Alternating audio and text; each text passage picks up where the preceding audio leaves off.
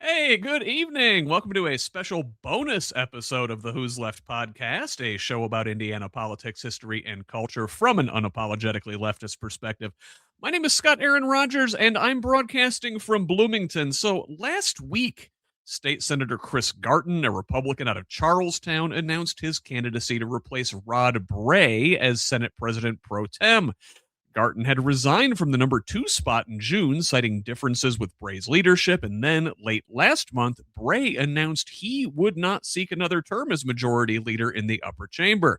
Several Bray allies were ousted by MAGA challengers, supported by outside Trump-aligned super PAC money in the May primaries, setting up the far-right Garten to take over the caucus if, as expected, Republicans maintain their Senate majority in November. But Garten's own re-election is no sure thing. The MAGA extremist has courted controversy with his social media posts, spewed inflammatory rhetoric on the Senate floor, authored bills that bring harm to Hoosier families, and he faces a top-notch Democratic opponent in the fall. My guest this evening, Nick Marshall, grew up in foster care, defied the odds to graduate from the University of Louisville, and now works to advocate for children that face a similar uphill battle. He'll join me momentarily, but before we begin, this is independent progressive media, and we need your support.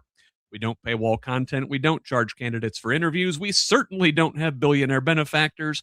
We refuse to hide important information behind paywalls in the middle of a political crisis, even to our financial detriment. So please, if you find value in conversations like this, go to progressiveindiana.net and subscribe at the paid level. It's only $5 a month or $50 a year to help us build the infrastructure that will pop the right-wing media bubble in this state. And while a paid subscription is the best way to help us grow and sustain this project, you can help in other ways by liking and sharing on social media, commenting, leaving reviews, providing feedback, and forwarding our content to your people. Get us when you can. Mostly, we just want you here in this community of Hoosiers dedicated to making the state and its government work for all of us, not just the elite few. Please join us. Tell the others. Let's build a radically democratic Indiana together. Now, let us welcome our guest this evening. There's Nick Marshall. Nick, welcome. Oh, thank you for having me tonight. Hey, good to see you again. Before we really get into this thing, why don't you introduce yourself to the good folks who don't already know you? Yeah. Once again, thank you again. My name is Nick Marshall. I'm running for Indiana State Senate for District 45, which is all of Clark and a portion of Floyd. I want to make sure that everyday Hoosiers get the health care they deserve, both our seniors and our children, through Medicaid. I want to make sure that we tackle the affordability crisis, from rising utility bills to daycare situations happening where individuals and families have to give up their jobs so they can watch their children. I want to make sure public safety is number one, because if fire, EMS, or the police and you have an emergency, you want them showing up your door. And also, as something like you said earlier in the introduction, education is near and dear to my heart. In the foster care system, education got me to where I am today.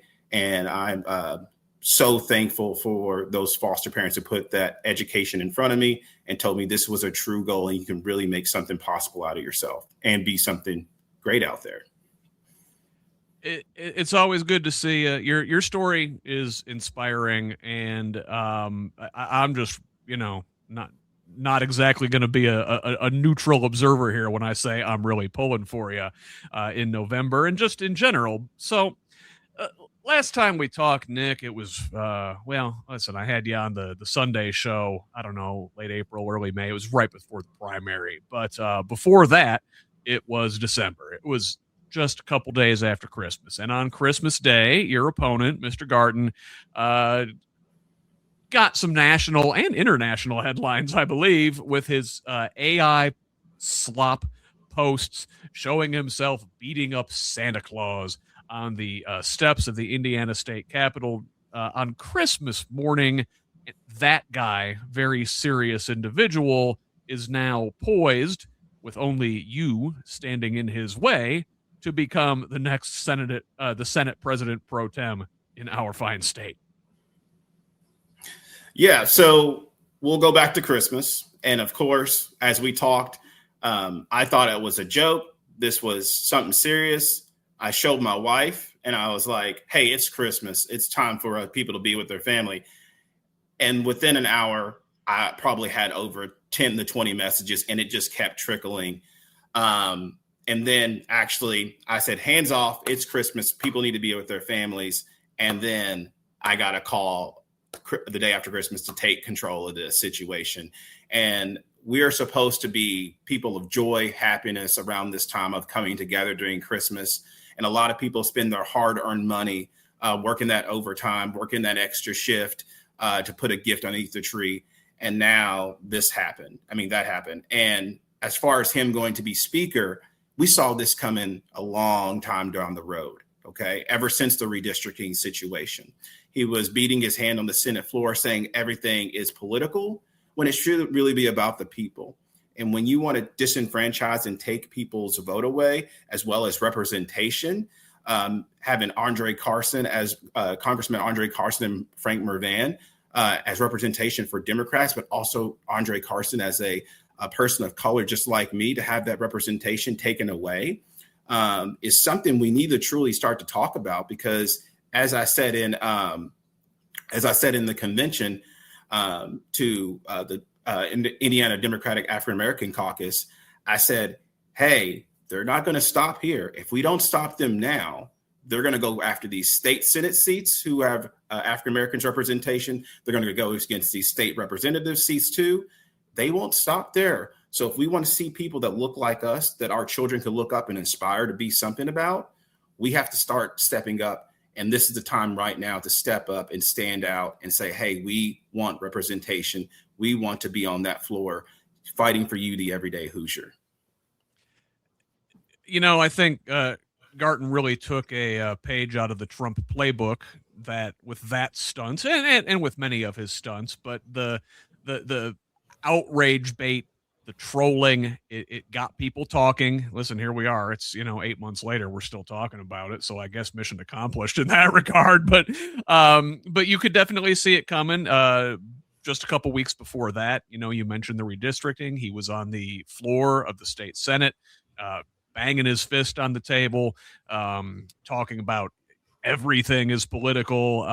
It invoked a lot of dog whistle language. You see the clip from the Indy Star and other places go around of his speech. The whole speech is worth a watch. If folks want to go back to the Indiana General Assembly website, you can find everything they've ever done. His entire floor speech is there, but it talks about protecting our heritage and saving our country from invasion and stuff, and really invoking a lot of, let's frankly, white nationalist dog whistles in his speech. Really concerning. I listened to it live at the time when he was giving it, and my ears went up. I'm like, oh, I recognize what he's doing there. But to your point, Nick, that redistricting was about disenfranchising voters of color, people who just enjoy democracy. Our state's already terribly gerrymandered. It's maybe a 55-45 state, 60-40 tops in terms of the way people vote at the top of the ticket in statewide elections. As it is at the congressional level, Democrats only have 2 out of 9 seats. I'm no mathematician, but I think that's only 22% representation. So about repeating what we probably should have. And then they wanted to divide Indianapolis cynically into 4, right down 38th Street, right through the middle of a predominantly black neighborhood. They were going to divide people of color in Indianapolis and take a couple and put them in these large, vast rural districts, stretching from, I think one of them stretched from the south side of Indianapolis all the way down to where you're at, down on the river there. Yes. Very cynical. And thankfully that did not go through. And because of that not going through, Mr. Bray, the Senate President Pro Tem, and many of his allies are lost their jobs, essentially. Now, Bray is still in the Senate until 2028, but he's no longer going to be the leader. 6, I want to say, maybe 7, if everything going on in the Lafayette area this week stands, where it appears an election has been stolen out from one of the incumbent Republican state senators there. But, these so-called moderates, and again, that word's doing a lot of lifting there. These folks have been pretty extreme over the past 10, 20 years of government in Indianapolis, but, moderate by current Republican standards. They were ousted by far right, MAGA, Trump-supported big money, Trump money, Jim Banks money. The guy from Gaylor Electric, I want to say, gave who is now the state commerce secretary, by the way, old Chuck Goodrich, gave like $300,000 toward that super PAC to oust all these moderate Republican senators. So the state Senate, if these people win in November, and I've talked to a lot of their Democratic opponents, some really good folks out there, still uphill battles with gerrymandering and whatnot, but the far right is poised, unless we really turn out here in a couple months, to entrench power in the state Senate. Yeah. So I'm going to go. This is what I talked about about what's going on with districting. It's never over. Okay. It's never over. We have to realize that. And so now you spoke about, now there's 6. I tell people, you have 5 good reasons to pay attention to this race. And now it's 6, because if that 6th person gets that vote, but 5 individuals who are Republicans who fought for you and didn't want redistricting were ousted. 4, it should always be about for the people. It should never be about politics. We should put people first. And people are really hurting and struggling right now. And 3, those 3 votes now are possibly overturned, what you're talking about, because of the recount, that the situation, because that other Republican was up by 3 votes. And I think now the one that was backed by Trump is now ahead if that recount still goes forward. Now, yeah, 2, just for people's reference, we're referring to Spencer Deary, the incumbent Republican senator from the Lafayette area. 1, we thought his election by 3 votes. They've been in the court battles back and forth between him and his opponent, Paula Copenhaver, over a recount. Well, this week, miraculously, the state commission found enough quote unquote questionable ballots to toss out. So she is now poised to win. Yes. There will still be more court proceedings, I am sure. But go on. Yes. And so now that individual is going to be possibly overturned if that goes taken care of. And I'm pretty sure some of my Republican people don't like fiddling with their votes or democracy. So in number 2, I'm going to go back to those 2 representations of those Democratic leaders. 1 is Andre Carson, 2 is Frank Mervan. If Chris Garten prevails this November, guaranteed in 2027 or 28, they're going to redistrict and take that representation away. Once again, taking the vote away from the people, taking your representation of people who look like me and Andre Carson at Washington, D.C., and they're steadily starting to do that throughout the USA. My voice isn't important as the next person, but I always tell people, think about this one seat. Think about this one seat. If we take this man down, we fool Trump's plans, we fool Garten's plans, and we can start focusing in on you, the people who are hurting with the affordability issue, who are hurting with Medicaid wait lists, who are trying to make sure that their fire, EMS, and police are funded due to Senate Bill 1 and 24 and Enrolled Act 1 now, because I was just at a meeting for the county council, and they were speaking about the immigration issue, but there were firefighters there. And so with that situation, they said in 2028, we hope that this situation doesn't happen where we don't get a reinvestment back in the counties or the cities, because we might not be able to hire more fire police on the staff. And we're hoping that no one retires either. So when you have firefighters or volunteer firefighters saying, okay, I see what's going on with them. Do I want to step up more because there's not going to be enough there? That's the conversation of what's going on, as well as them fighting for equipment and getting that reimbursed as well and taken care of. Because you don't want a fire truck to break down that's been over 20 years old, and then it break down and you not get to your house and your house is burning. And that's real life right there. And these are the conversations I literally just had on Tuesday with volunteer firefighters and actual firefighters in this district.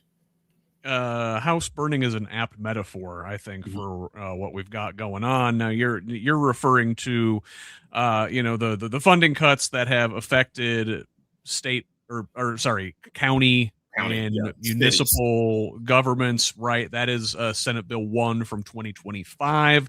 That is the Mike Braun led property tax cuts, which may have saved Hoosier homeowners a couple $100 a year on their property tax bill.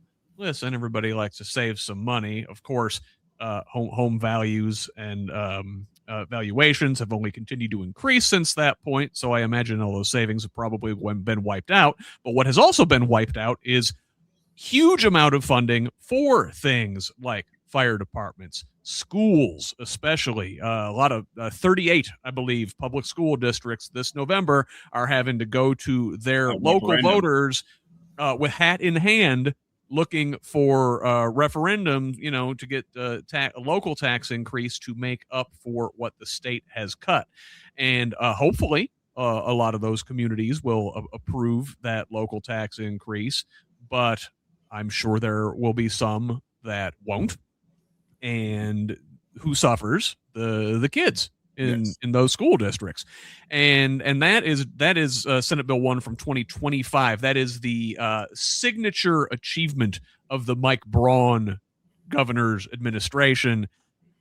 Chris Garten, your opponent, has been a rubber stamp for everything Governor Braun has wanted to do. Mm-hmm. And that's the thing too. Like, you sat here, and I think it's said best. If you're being taxed and you see your tax dollars working hard for you, you're not going to complain, right? We can all agree upon that, but you're not seeing your tax dollars hard at work. And so that's, I think people are upset. Okay, yes, you got a $200 to $300 tax break, but then people found out it was a shell game and it started hitting their communities. And they're like, wait a second. You see the city councils starting to say stuff. You're seeing the county council saying, hey, we've got to be stewards of our money, as well as, your tax dollars. And once again, I'm sitting in there. There was another individual in that county council meeting there's 4 individuals in there who work for the detention center, right? And so they're trying to take care of these individuals and these young adults under 18 who are at the detention center for the youth detention center, and trying to make sure that they can maybe get their life. Some of them can't, but some of them have just made a mistake and trying to get their lives back in order. They're trying to get food services. They're trying to get another employee. They're trying to get some other people paid. There's transportation they got to take care of, between county to county, and they're trying to get funding. And they're saying, the county council says we got to be good stewards of our money, hold on tight, but they're trying to take care of these kids in the detention center. And then I'm asking these questions: how can the state help you take care of this situation? And how are the kids in there? I want to know. I'm asking questions: how is their literacy rate going? How did they come in? Did they come in at a lower level? Did they have disabilities when they came in? And so they were like, yes, it's very high that these young adults or kids who come in here have disabilities or have a low literacy rate. And if the investment into the public schools had been, and they had an assessment and things were done right, maybe they wouldn't be in this situation. So we have this effect that happens to our communities if we don't invest in them correctly. But once again, if you are taxed, you want to see your tax dollars working hard, though. We people, I think, want to invest in our communities. It's a good investment. It's actually fiscally conservative. It's fiscally responsible to spend that money up front than it is to deal with the consequences of the failure to invest in our communities in the long run. Now, we were talking about the Senate Bill 1 of 2025, the property tax reform, they call it. Senate Bill 2026, or Senate Bill 1 this session, this year, 2026, Mr. Garten was the author of that bill. And that Senate bill sought to perpetuate the waste, fraud, and abuse myth handed down from the White House and slash funding to necessary social services, things like Medicaid, things like SNAP. Now, to my knowledge, that bill and those cuts haven't even kicked in yet and won't until January 1st, 2027, at least at the state level. But we're already seeing Hoosiers being affected by these cuts. Just in this past week, I've seen stories out of Indianapolis news. I've seen it down out of Evansville as well, where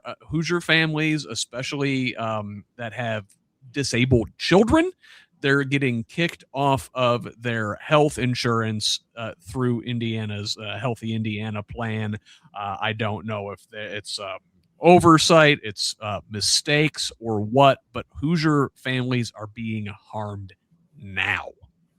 Yes. And so it's a lot to tackle with Senate Bill 1 from 2026. Okay. And so I'm going to start with the SNAP. Okay.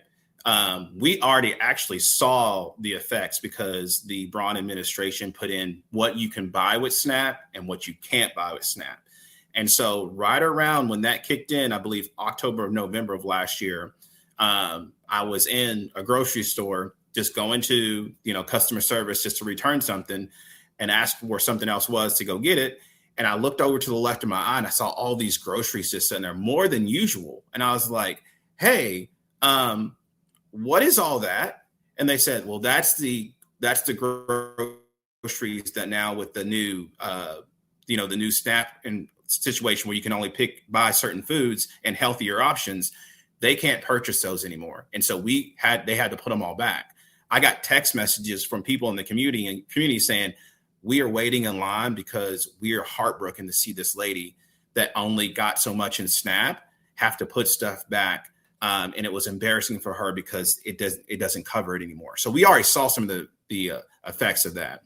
Now, we will agree that we don't want fraud, abuse, and a waste. Yes, but it has to be done the right way. And this is not done the right way because now we have individuals who are in the affordability crisis and they are just trying to get by. They can't get those snaps. And now maybe if they don't do the paperwork or get the information in correctly, they don't get renewed.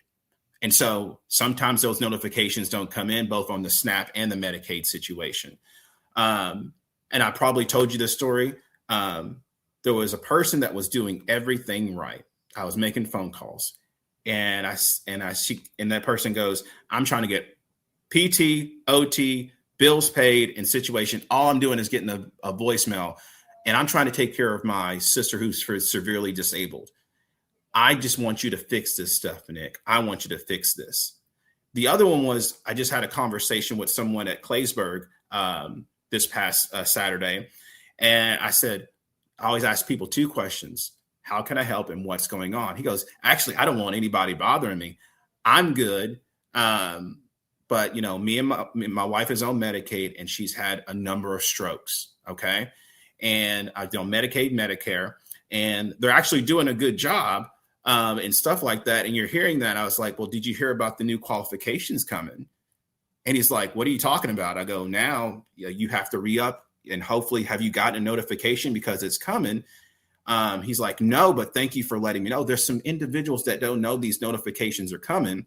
And I also learned with the Black Caucus coming here in Jeffersonville almost 2 months ago, there's some details some people don't know as well.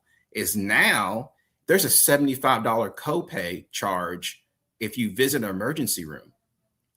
So if you're going to an emergency room and there's no doctor in your, this is rural as well. There's no doctor in your area. You go to an emergency room, you got to pay that $75. Where's this $75 going to come from a person who's trying to make it from week to week? And I was like, I looked at Representative Dan Chester. I said, who put this in here? Like, that's crazy. Like, do people know about this? They're like, no, nobody knows. Nobody knows that this is going to be a $75 charge if you go to the ER, if you got to pay, depending on your insurance, of course, and you got to get hit with that copay, and hopefully your provider will cover that. So these are some of the details that are going to start rolling out too. We talked about how it's more efficient and cheaper to tackle these things upstream. We're already seeing that as they're cutting folks off, as folks are losing their insurance, well, they're putting off necessary routine visits, right? What does that lead to? That leads to compounding medical problems. More people wind up visiting the emergency room, and you've got that copay on top of it, which is going to hit folks there. But these things also leads to longer lines in emergency rooms. You see this in hospitals all across the state where the emergency rooms are packed. It's hard to get in. You got people that are having medical crises that can't get in where they need to because people are having to use the emergency room as their sort of first line of defense if they can't go see a doctor regularly.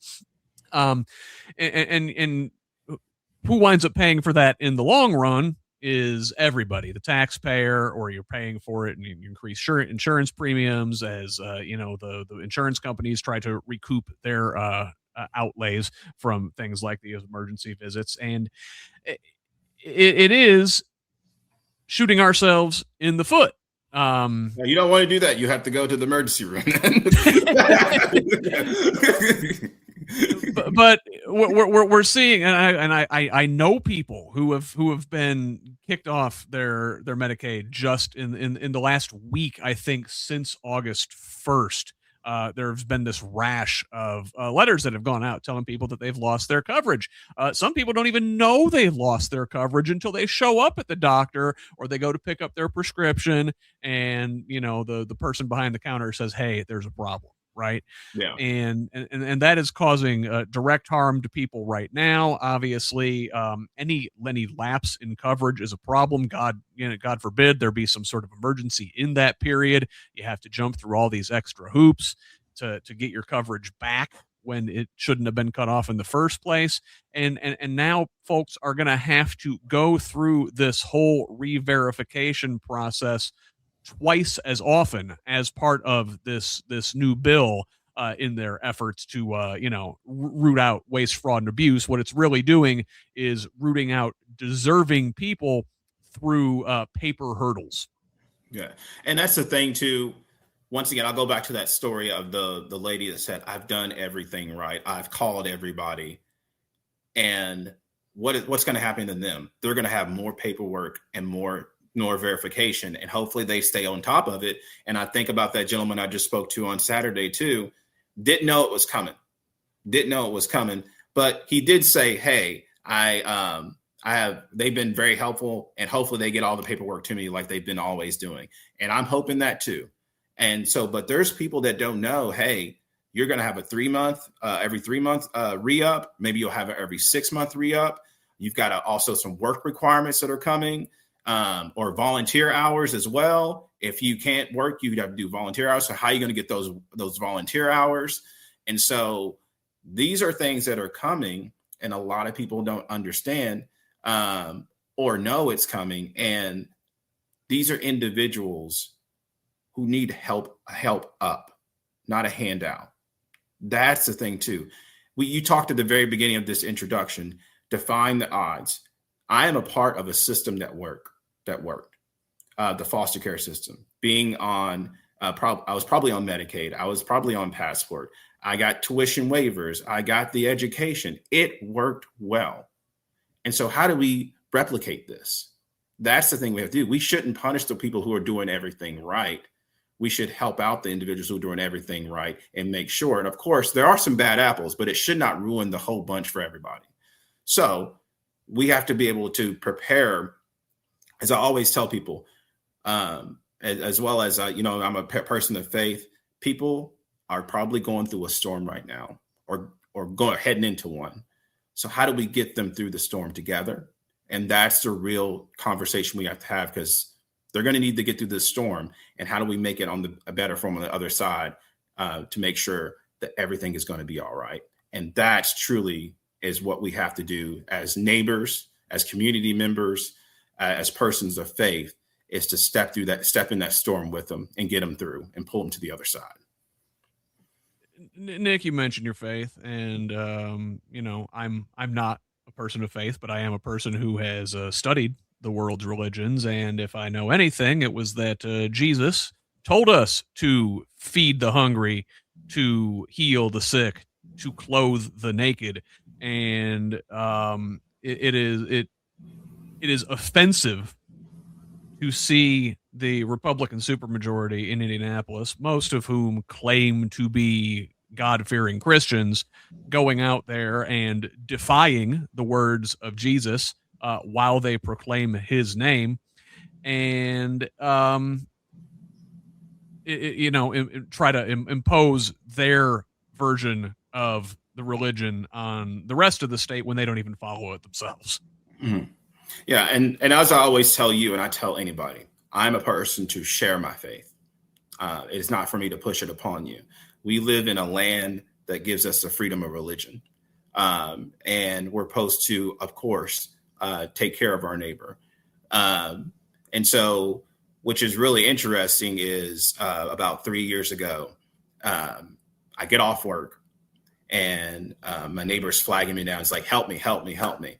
And I'm like, what's going on? He's like, well, my mom, she had back surgery. She's in there, fell down. And I'm like, okay, let's go in. So I go in there. She's on the ground. I said, you doing all right? Talking to her. I said, she had a little blood from her back surgery. And I said, all right, we're going to call EMS and I'm going to stay with you the whole time here. Okay. Until they arrive. Okay. And I did. Okay. And so, they took over and everything like that. So wouldn't you know, like 6 months down the road, 3 months back in April, I'm out talking to her. She's back on her feet. She's doing good after 2.5 years after the surgery. And we're talking to her and she's like, oh, you running again? I'm like, yes, ma'am. Yes, I am. She goes, well, I'm a Republican. I go, all the 7 years that I know here that you're a Republican, I didn't know that. And she goes, well, somebody else in my family's running. And I was like, no way. And so come to find out, that person's a Republican, and end up talking to him and saying, did you know I sat with your cousin the other day, 3 years ago when she had her back surgery? He goes, that was you? And that's the thing. We are called to take care of our neighbors, and you never know how that line is going to cross. It shouldn't matter about political affiliation. It shouldn't worry about your faith. We're called to take care of our neighbors. And in that moment, my neighbor needed me. And so I went out there, I provided help, and that's what we're supposed to do. And my faith tells me to go help.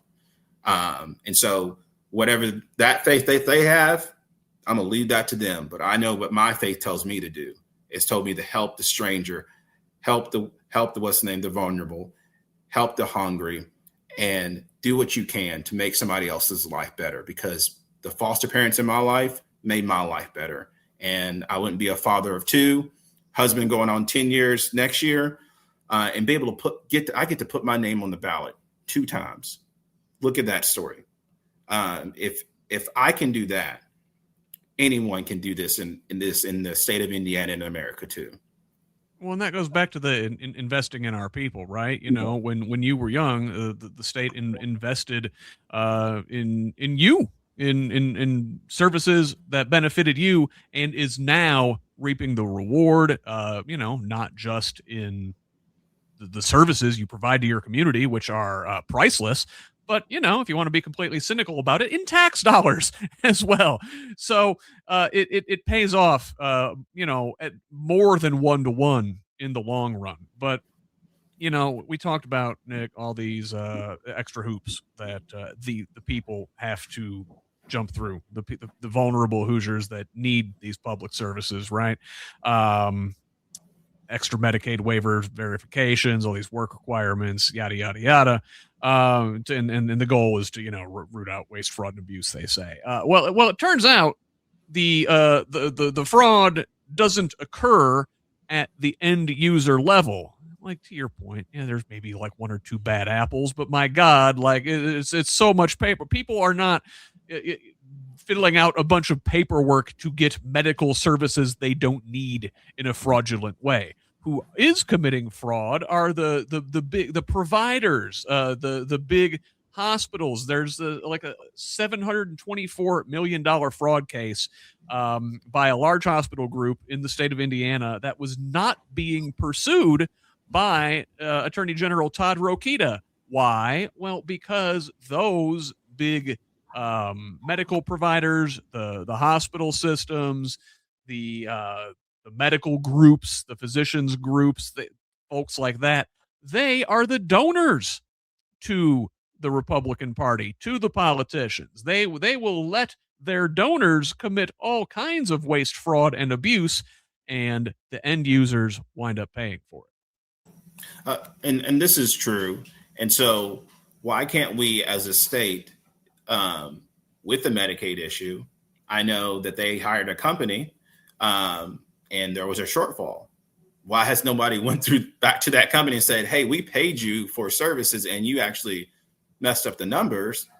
Let's go get the money back from them. That's your tax dollars were being used for that. So we have to really start talking about like, hey, is it going on inside the house or is it going on outside the house? And so a lot of the stuff that's going outside the house is shining more than what's going on inside the house. So let me say that.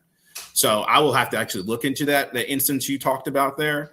But I do know that, hey, a lot of these things can be prevented if we are auditing and making people accountable and checking the records and making sure those tax dollars are being used correctly in the correct manner. So much of it's about priorities, right, Nick? And we value the Indiana Republicans, the supermajority that has been in charge for 20 years in our state now, as we've continued to fall in healthcare rankings and education rankings and air and water quality. We're near the bottom, but we're always ranked near the top in terms of being a business friendly state. And listen, not to crap on business, listen, I'm a fan of, small business and folks going out there and the American dream and entrepreneurship and all that. But it's not the small guys that are benefiting from the supermajority. It's the big guys. It's the big businesses. It's the folks that get these giant contracts. The IEDC is a total slush fund. So we, have put our priority on, I think, like lowering business taxes, lowering regulations, and making it easier for folks to profit in this state on the backs of everyday working folks. Yeah, so I want to mention two things there in regards to small businesses as well as businesses. I think the big story came out before the Pro Tem as well as Garten going for speaker is that all people of color, all businesses of color and women are not going to be able to get government contracts so easily. And they want to make it an equal playing field. And so you start to think, okay, who's going to get those contracts? Is it going to be, hey, wink, wink, nod, nod, or shake a hand? This is where this is going to happen. Is it going to be like the reflecting pool? Hey, come fix my pool. Uh-huh. And then, so you start to really think like, who's being disenfranchised at this point? And so I think that's a real conversation to start to have is who's going to get a fair shake at everything.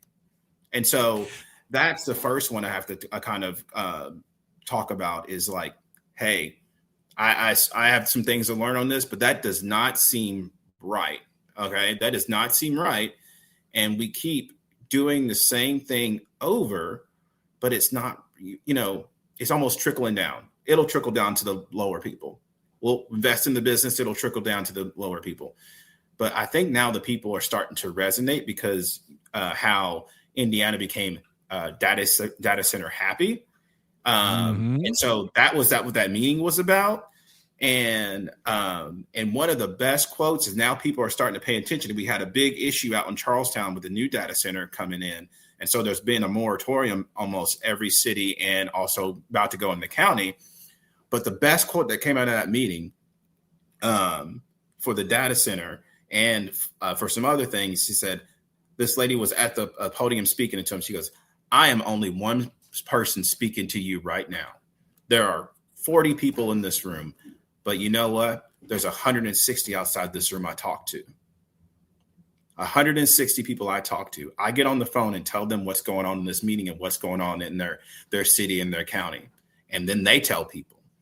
And so I want to let you know, like that Charlestown meeting, over 100 people showed up for that data center situation. And people are sitting there saying, hang on, what's going on? And I applaud Mayor Treva Hodges for the work she did and try to fight as much as she could in regards to that. But we were in the back telling the people, this is not her fault. This is not the what's the name commissioners who have to vote on this fault. This is a state issue because we made it open season for data centers. And now there's between 35 to 40 data centers in the state of Indiana. And they're getting all these tax incentives. Some of them are, some of them are not. But you've got this, people are starting to pay attention because they're starting to be built in their backyards. And so, yes, we are pro-business, state, and we're welcoming. But also, does it come to the expense of the everyday Hoosier? That's the real question that people are starting to realize in what's going on now. You mentioned the business contract provision that Governor Mike Braun canceled. That I don't want to say preferential treatment. It basically made the state pause and make sure they were looking at minority and women-based businesses or women-owned businesses for state contracts before they went and handed them out. Oftentimes, and I want to debunk the myth that they're giving out contracts to people that are unqualified. It was basically, hey, did you make sure you looked at everybody and not just at your good old boys, not just at your political donors to give the contract to whoever, your pool guy that who's going to do a crappy job, right? Mm-hmm. And one of the it's about saving Hoosier taxpayers money. Hey, listen, it turns out maybe there actually is somebody who you weren't looking at first who can do the job just as well or better for less. And to the point of these data centers, Nick, that it's sort of the same thing. We are throwing the farm. We're giving away the farm to these big firms, these big donors. These are the kind of folks who give to our elected officials, who donate to their campaigns and reap the rewards once their preferred folks are in office. We saw in 2019, I believe it was under Governor Holcomb, who signed this data center law that to entice these businesses to come to Indiana and set up shop here with all these tax abatements. And so, they're listen, they bring some jobs up front during construction, maybe. But then once the thing's up, it employs like a night watchman and a Roomba. Like, people don't work in these data centers. What they do is they drive up everybody's electricity rates because of the sheer amount of demand of electricity they consume. It makes the utilities have to add more to the grid, and who winds up paying for that? The ratepayers, the end users. The water issue, even the ones that, and I advocated for, maybe if they use a closed loop system, they don't use as much water. It turns out these closed loop systems aren't exactly closed. It's just sort of a branding that they use. They still have to refill them and flush them occasionally, and that winds up taking up water, and it could put forever chemicals into the water stream. And our water quality in our state's already not great, and then the noise pollution, the light pollution that comes with these things, and for all of that, maybe we could live with some of those things if they were sort of away from our neighborhoods and they used renewable energy sources, and they were responsible with their water. Maybe we could live with those things if they paid their damn taxes, but they're not even paying their taxes. They're getting these abatements. So, what do Hoosiers even get from these things? Yes. And that's the thing. The one in Charlestown was a mid-scale. Okay. And so what happened was, at the end of that meeting, they were able to put up a lot of provisions in. Okay. which will hold them accountable, and it will possibly delay them getting there until all these studies are done. A berm is put in, the making sure they don't expand on it as well. And so if these things were put in at first at the state level, and to make sure that they were, held accountable, because what happens after 5 to 10 years and they pack up and leave? Do they have to put the land back at like it was? Do they make sure they pay their fair share, that there's no burden to that city, or they make sure that they are investing? That was what's in the data center things too. They were talking about is like, hey, what are the investments going to get? Because there was a story that came out that, hey, there was investments by one data center that was recently put out, and they were investing back in the community, the school and stuff like that. But there has been no discussions, because a lot of these NDAs are signed. A lot of questions are not answered, and that's making the public uncertain. And you don't want an uncertain public, okay? And so when they start asking questions, it's best to give the answer you can. And we have to make sure they're held accountable. And at the state level, we can put in some of these laws to make sure that if they do leave, it's not a burden. The water, the electricity, and the environment is not at the burden of the everyday Hoosier to take care of. It should be with them, who are on the land and using that power, water, and the land at all times. So this is a real conversation that is happening. It has hit us at Clark County. It has hit Floyd County too. And people are starting to have these discussions like, okay, what are the long-term impacts? How do we deal with this now? And do I want that in my backyard too? Is happening right now too. You see it across the state. Down in your area, multiple data centers affecting multiple neighborhoods in Indianapolis. I know there's one Monrovia that the folks there are fighting. You see the Leap District in Lebanon. The folks who live near there are throwing a fit because the ground is rumbling from all the heavy equipment. They got the floodlights on 24 hours a day, and everything else, and affecting the water from Eagle Creek. They're drawing from Indianapolis, want to pipe it up there to Lebanon. My hometown, Michigan City, they got a data center went in. People don't want that. Near there in New Prairie, they've got like a massive Amazon data center that just went in. Hobart, I think, all over the state, all across the state, they're coming here because our Republican supermajority government invited them in and said, we're open for business, right? Mm-hmm. And you can do whatever you want, basically, as long as you bring some short-term jobs. But what you're seeing, and what I'm hearing from all of these communities, is that this issue cuts across partisan lines. Republicans, Democrats, whoever, nobody wants these. Yeah, and that's the thing too. I'm sitting here and I'm at the Charlestown meeting because here's how I got involved. I thought it was like, hey, that's not happening. And then a family member reached out to me and said, hey, this is going to be built in my neighborhood. Nick, you're politically savvy. What can you do about this? And I got on it. Okay. And so I started reaching out to the people. And then I coordinated with Mayor Trevor Hodges. Of those people, I said, the best thing to do is to go speak with her so you get the facts and information. But what you need to do is you need to organize and understand what exactly is happening to your community. And so that's what you do. You start to get involved in.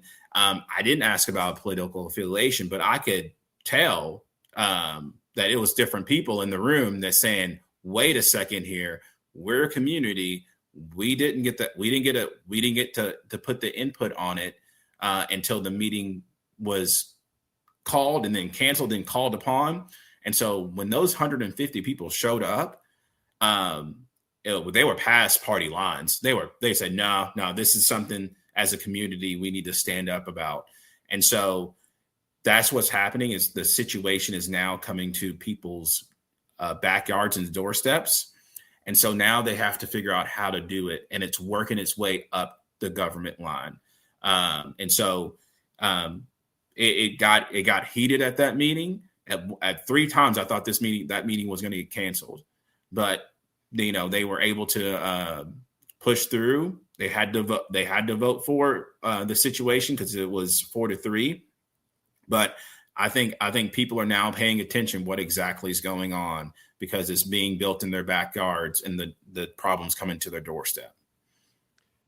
When it's your air, when it's your water, when Mm-hmm. it's your land, when it's your schools, when it's your neighbor, you know, talking of when you sat with that woman who was having a medical emergency, like you didn't check her political registration No. before you helped her. That's your neighbor. When we gather together to push back against these harmful construction projects in our neighborhood, it's not about Republican or Democrat. We check our political registration at the door there because it's about our neighbors and helping our neighbors. And that's how we should treat things like Medicaid and like SNAP. It's about our neighbors' health care, our neighbors' access to medical care, our neighbors' access to food, our neighbors' children's access to food, and that those things shouldn't be political. But in the end, Nick, the way our system of government is these things are political. So we're going to have to change the way things are done in Indianapolis, and that means changing the personnel in Indianapolis for sure. So like how are we going to do this? I mean, there are a select number of state house districts that I know are getting help from outside, from national groups trying to flip the Indiana state legislature. Not flip necessarily. Again, that is an uphill battle. Our lines are very gerrymandered, but to break the supermajority, to slow them down, to put roadblocks in their place.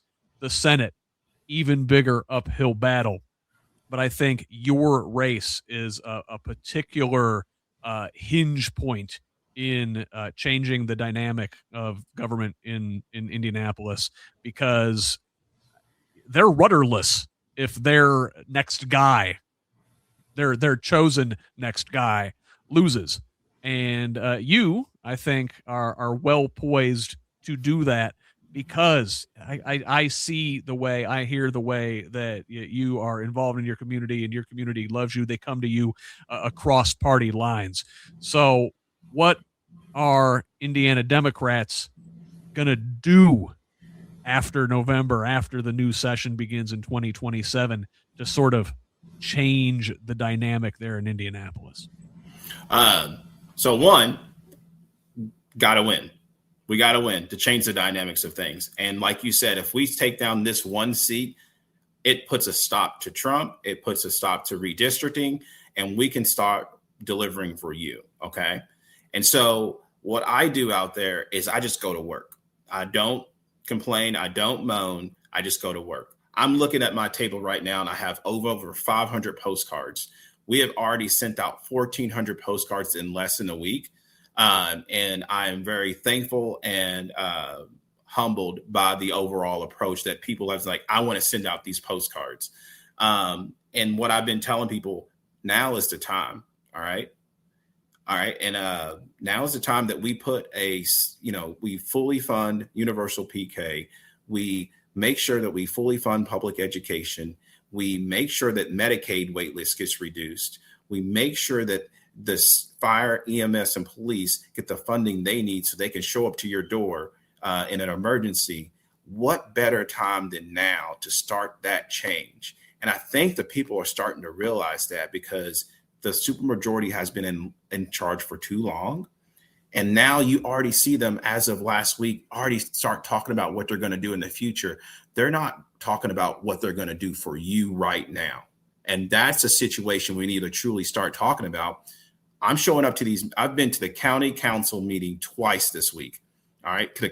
County government building twice this week, to sit and listen and hear what the people are going through, from detention, the youth detention center, to immigration, to the data center. I sat in that meeting, and there was a gentleman. I walked in the room the second time in a week, and he shook my hand. He goes, "You are everywhere. You are everywhere. And I really appreciate you coming and listening to this And I know you're running for office. But that's the thing too. You want someone who's going to be there in the good times and the bad times, tell you the truth, and who's going to fight for you. And that's me. And so I'm going to show up to these meetings. I'm going to send out these postcards. I'm going to connect with individuals. And I'm going to go door to door. I had the cops called on me because I was going to door. So, but I'm going to go door to door. I'm going to go to door. I'm going to go put these postcards in. I'm going to phone call people because that's what it takes. That human connection and showing up for your community and making sure that someone's going to be able to fight for you. And like I said, what better now than now is to break up the supermajority and finally start working for you, the everyday Hoosier. Well, Nick, if folks in your area or any part of the state or anywhere in the country, we've got folks that listen all over the place. Unusual pockets of support out in the Pacific Northwest. Who knew? But if folks are listening and they want to help you out, where can they go? How can they connect with you online? What's your website? What's that Act Blue? How can folks donate, volunteer, all of that good stuff? Yeah, so you're going to go to HoosiersForNickMarshall.com. There is a donate button. There is a volunteer button. And also you can find me on social media, Facebook, Instagram, as well as X. You can find me there and spread this message of now is the time that we start standing up for everyday Hoosiers like you. We stop these redistricting efforts right now, and we make sure that we take care of you. I'm not worried about the future. I'm worried about what's going on right now with you. Things are hitting your pocket. You can't get the health care you want. You're afraid that fire trucks might break down because they're so old. So we need to invest back into you, the everyday Hoosiers. I know I'm saying that a lot. I'm going to keep saying that, and I'm going to keep showing up until I get told not to anymore. And I'll probably show up again. All right. Well, fantastic. So, Nick, listen, I'm going to send you backstage while I say goodbye to the folks. Hang tight so I can thank you and say goodbye off mic. But for now, Nick Marshall, thank you so much for joining me here tonight on the Who's Left podcast. Thank you. All right, folks, that was Nick Marshall, candidate for State Senate District 45 down there in the southern part of the state. If you missed any part of the live stream, it'll be available immediately on Facebook and YouTube. Full show notes, transcripts, and the links first thing in the morning at progressiveindiana.net. You can find all of my work there, as well as that of other left-leaning Hoosier voices. We can't do it without your support, so please consider contributing to Who's Left and the wider network with a paid subscription if you're able. This independent media project relies solely on the generosity of kind patrons like you to make this information available for free to everybody. Please follow the Progressive Indiana Network at our full spelled out name on Facebook, Instagram, and Threads. Subscribe to our YouTube channel at the same handle, and over on Blue Sky and TikTok, find us at PIN Indiana. Sunday morning, I will be live at 10:30 a.m. Eastern for Who's Left This Week, Indiana's only unapologetically progressive Sunday morning politics show. The Democratic nominee for me and Nick's 9th District, Brad Meyer, will be a panelist on this week's episode, along with progressive organizer and medical doctor Megan Alderman. We'll discuss the week's top Indiana stories, plus U.S. and international news through a Hoosier lens. Tune in on Progressive Indiana Network's YouTube, Facebook Live, or Substack pages. Thanks for joining us. Connect with me online on Blue Sky, Instagram, and Threads at who'sleft.us, or on Facebook, TikTok, or YouTube at Who's Left. Progressive Indiana Network's handle, like I said, is the full spelled out name on most sites. Please help us grow with a follow wherever you're at. Send me a direct message anywhere with feedback, tips, ideas, and concerns, or email me at scott@who'sleft.us. Finally, please forward the show to a friend and have them pass it on too. Let's keep building this project and a truly democratic state, one conversation at a time. Until the next one, this has been a special presentation of the Who's Left podcast. I'm Scott Aaron Rogers. Love each other, Indiana.